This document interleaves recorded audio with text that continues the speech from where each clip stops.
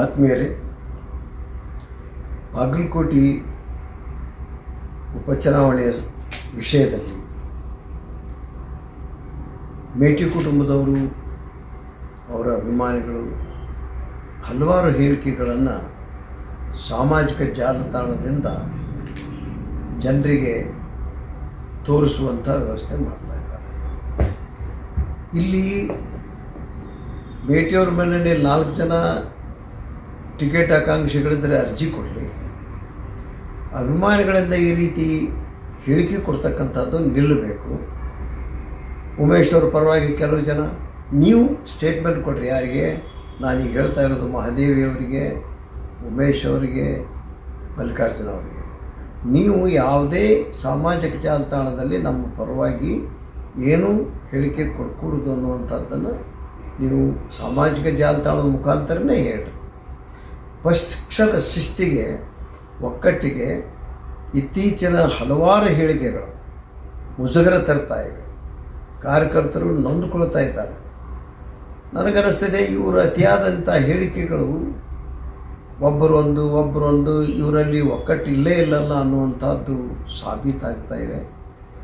ಅದರ ಜೊತೆಗೆ ಆ ದಿವಂಗತ ಮೇಟಿ ಒಬ್ಬ ಜನಪ್ರಿಯ ನಾಯಕ, ಅಜಾತಶತ್ರು. ಇವರು ಅವ್ರು ಹೋದ್ಮೇಲೆ ಈ ರೀತಿ ಹೇಳಿಕೆ ಕೊಡ್ತಕ್ಕಂಥ ಅಡ್ಡಾಡೋದ್ರಿಂದ ಅನುಕಂಪ ಡೌನ್ ಆಗ್ತಾಯಿದೆ, ಅನುಕಂಪ ಕಡಿಮೆ ಆಗ್ತಾಯಿದೆ. ಆದ್ದರಿಂದ ಈ ವಿಷಯದಲ್ಲಿ ನಾನು ಇವರೆಲ್ಲರಿಗೂ ಹೇಳ್ತೇನೆ, ಇಲ್ಲಿಗೆ ನಿಲ್ಲಬೇಕು. ನಿಮ್ಮ ಹಿಂಬಾಲಕರು ಹಾಕಿದ್ರು ಅದು ನಮಗೆ ಸಂಬಂಧ ಇಲ್ಲ ಅಂತ ನೀವು ಜಾಲತಾಣದಲ್ಲೇ ಹೇಳಬೇಕು. ಇದನ್ನು ಮುಂದುವರಿಸಿದರೆ ಪಕ್ಷದ ಶಿಸ್ತಿನ ಚೌಕಟ್ಟಿನಲ್ಲಿ ನಾನು ಕ್ರಮ ತೆಗೆದುಕೊಳ್ಳಬೇಕಾಗ್ತದೆ. ಏನೋ ನಾ ಇಲ್ಲಿವರೆಗೆ ಸುಮ್ಮನೆ ಇದ್ದೆ, ಆದರೆ ಇದು ಅತಿರೇಕಕ್ಕೆ ಹೋಗ್ತಾ ಇದೆ. ಎರಡನೇದಾಗಿ, ಮಹಾದೇವಿ ಮೇಟಿಯವರ ಸುಮಾರು 8-15 ಸಾಮಾಜಿಕ ಜಾಲತಾಣದಲ್ಲಿ ಗುಳೇದಗುಡ್ಡದ ದುಷ್ಟ ವ್ಯಕ್ತಿ ಅಂತ ಹೇಳ್ತಾರೆ. ಬರೀ ಯಾರು? 38,000 ಜನಸಂಖ್ಯೆ ಗುಳೇದಗುಡ್ಡದ್ದು. ಅದೇ ಗುಳೇದಗುಡ್ಡದ ಜನ ಶ್ರೀಮಾನ್ ಎಚ್.ವೈ. ಮೇಟಿಯವರನ್ನು 3 ಸಾರಿ ಶಾಸಕರನ್ನಾಗಿ ಮಾಡಿತ್ತು, ಮಂತ್ರಿಯಾಗಿದ್ದರು, MP ಆಗಿದ್ದರು. ಗುಳೇದಗುಡ್ಡ ಅಂತ ನೀವು ಬಳಕೆ ಮಾಡೋದು ಇಡೀ ಗುಳೇದಗುಡ್ಡಕ್ಕೆ ನೋವಾಗಿದೆ, ಅಪಮಾನ ಆಗಿದೆ. ಗುಳೇದಗುಡ್ಡದಲ್ಲಿ ಅಂಥವ್ರು ನಿಮ್ಮ ಯಾರು ಇದ್ರೆ ಅವ್ರ ಹೆಸರು ಹೇಳಿ. ಅವರೇ ಹಿಂಗೆ ಮಾಡ್ತಾ ಇದ್ದಾರಂತೆ. ಆದರೂ ಅದು ಹೇಳುವುದು ಕೂಡ ಪದ್ಧತಿ ಅಲ್ಲ. ಅದನ್ನು ನಾವು ಬಗೆಹರಿಸ್ಕೋಬೇಕು, ಕುಂತು ಮಾತಾಡಬೇಕು. ಆದರೆ ನೀವು ಗುಳೇದಗುಡ್ಡದ ಮೇಲೆ ಗುಳೇದಗುಡ್ಡ ಅನ್ನುವಂಥದ್ದನ್ನು ಆ ನಗರದ ಹೆಸರು ತೆಗೆದುಕೊಂಡದ್ದು ಸಮಂಜಸವಲ್ಲ. ಗುಳೇದಗುಡ್ಡದಲ್ಲಿ ಇಂಥ ವ್ಯಕ್ತಿ ಬೇಕಾರನ್ರಿ, ವ್ಯಕ್ತಿ ಹೆಸರು ಹಾಕಲಾರ್ದೆ ಇಡೀ ಗುಳೇದಗುಡ್ಡಕ್ಕೇ ನೀವು ಆರೋಪ ಕೊಟ್ಟಂಗಾಗುತ್ತೆ, ಅವಮಾನ ಮಾಡಿದಂಗಾಗುತ್ತೆ. ಇಲ್ಲಿಗೆ ನಿಲ್ಲಬೇಕು. ನಿಮಗೆ ಎಲ್ಲರಿಗೂ ಹೇಳ್ತೇನೆ, ನಾನು ಅವರ ಬೆಂಬಲಿಗರಿಗೂ ಹೇಳ್ತೇನೆ, ನೀವು ಒಂದು 10 ಲಾರಿ ಮಾಡಿಕೊಂಡು, ಟ್ರ್ಯಾಕ್ಸ್ ಮಾಡಿಕೊಂಡು, 1-2 ಟ್ರೇನ ಬುಕ್ ಮಾಡಿಕೊಂಡು ಬೆಂಗಳೂರಿಗೆ ಹೋಗ್ರಿ. ಬೆಂಗಳೂರಲ್ಲಿ ಮುಖ್ಯಮಂತ್ರಿಗಳನ್ನ ಭೇಟಿಯಾಗ್ರಿ, ಇವರಿಗೆ ಟಿಕೆಟ್ ಕೊಡಿ ಅಂಥೇಳಿ. ಶಿವಕುಮಾರ್ ಸಾಹೇಬ್ ಅಧ್ಯಕ್ಷರಿಗೆ ಭೇಟಿಯಾಗಿ ಇವರಿಗೆ ಟಿಕೆಟ್ ಕೊಡು ಅಂತ ಹೇಳ್ರಿ. ಜಿಲ್ಲಾ ಉಸ್ತುವಾರಿ ಸಚಿವ R.P. ತಿಮ್ಮಾಪುರ ಅವ್ರಿಗೆ ಹೇಳ್ರಿ. ಆ ಸಾಮಾಜಿಕ ಜಾಲತಾಣದಿಂದ ಈ ಒಂದು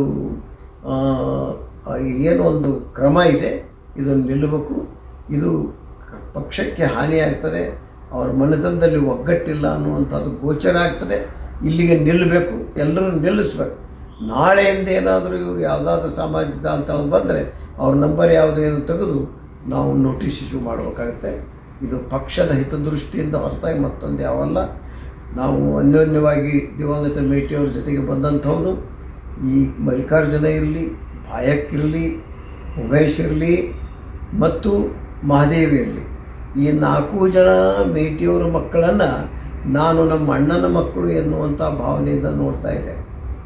2-3 ಸರಿ ಕರೆಯೋದಕ್ಕೂ ಕಳಿಸಿದ್ದೇನೆ, ವರಿಷ್ಠರ ಭೇಟಿಗೆ ಏನೂ ಇಲ್ಲ.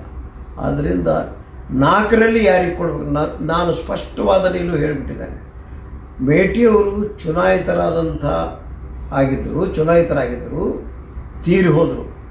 ಅವರು 23ರ ಚುನಾವಣೆಯಲ್ಲಿ ಸೋತಿದ್ರೆ ನಾನು ಆಕಾಂಕ್ಷಿ ಆಗ್ತಿದ್ದೆ, ಇನ್ನೊಬ್ಬರು ಆಗ್ಬೋದಾಗಿತ್ತು, ಇನ್ನೊಬ್ಬರು ಆಗಬೇಕಾಗಿತ್ತು, ಯಾರಿಗೂ ಕಟ್ಟಳೆ ಇಲ್ಲ.